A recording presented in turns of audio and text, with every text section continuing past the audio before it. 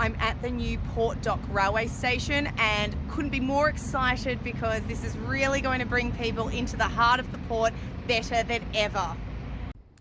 The project cost the government $51 million and it's the first time this line has been used since 1981. It's been a long time coming for this August 2024 opening after previous governments have stalled on the project, but they've done a really great job of this being right next to the Railway Museum. They've now got another bus interchange for commuters to connect as well, and they've done a really nice job of creating it with some really nice street art, making it really vibrant to add to the great vibrancy of the community.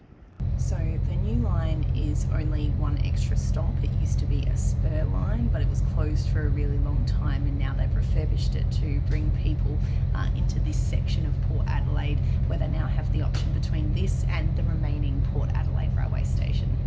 Establishments that will benefit include Pirate Life, which is great for those wanting a late night out, and also the National Railway Museum and surrounding cafes, pubs and other attractions. You've got some train carriages to greet you as you leave Port Dock, of course, from the Railway Museum. You do get to see a bit of the industrial side of the port, as well as a bit of suburbia along the way.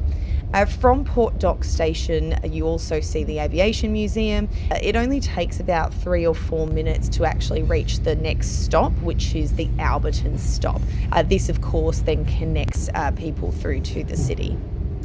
They've made the Port Dock line the more frequent line, stopping at all stations up until you get to Alberton and then going to Port Dock. But if you still want to go to the Port Adelaide station that exists on the Outer Harbour line, that is still fairly frequent. You just have to check as timetables have changed, but it's obviously all updated on Adelaide Metro.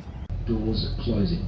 This connects people to more shops and more businesses than ever, and I think it's a really great initiative to actually get more people visiting the area of Port Adelaide. Of course, we do tours out at the port, so we hope to see you on a tour soon.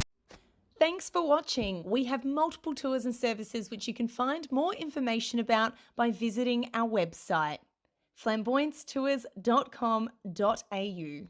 And don't forget to follow us across social media too, so you can stay connected with what we've got going on.